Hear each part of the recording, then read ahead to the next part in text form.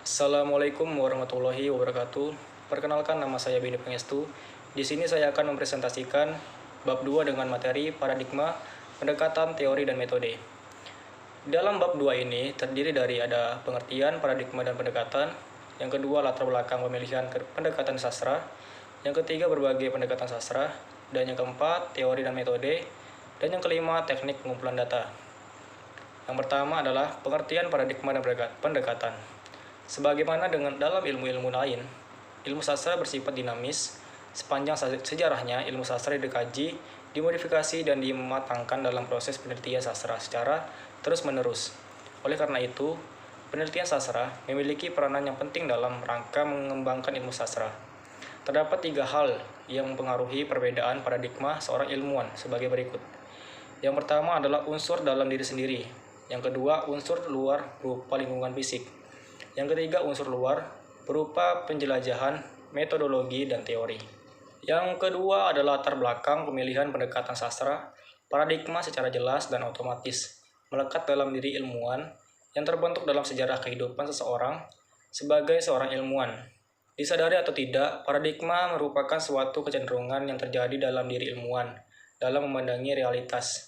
Dalam tataran yang lebih ekstrim lagi, paradigma merupakan suatu komitmen, prinsip, dan ideologi keilmuan yang dimiliki seorang ilmuwan.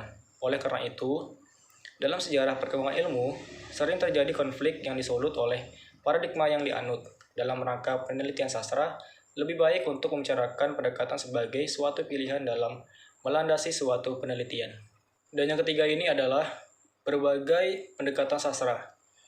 Yang pertama ada pendekatan ekspresif. Menurut Abrams, pendekatan ekspresif ini menempatkan karya sastra sebagai curahan, ucapan, dan proyeksi pikiran dan perasaan pengarang sendiri menjadi pokok yang melahirkan produksi persepsi-persepsi pikiran-pikiran dan perasaan-perasaan yang dikombinasikan. Dan yang kedua, pendekatan mimetik atau pendekatan mimesis ini berangkat dari pemikiran filsuf besar, yaitu Plato dan Aristoteles. Menurut Plato, sejarah yang ada di dunia ini sebenarnya hanya merupakan tiruan dan dari kenyataan tertinggi yang berada di dunia. Gagasan dalam dunia gagasan itu ada manusia, dan semua manusia yang ada di dunia ini adalah tiruan dari manusia yang berada di dunia tersebut. Dan yang ketiga ada pendekatan pragmatik.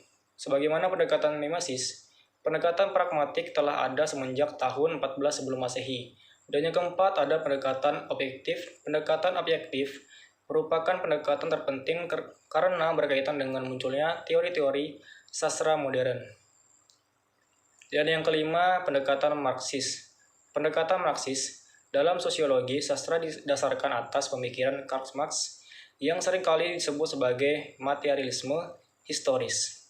Dan yang keenam, pendekatan fungsionalis. Mengutip pendapat Paul Johnson, mengemukakan bahwa persoalan dasar yang dibahas dalam pendekatan fungsionalis adalah persoalan yang membuat masyarakat itu bersatu.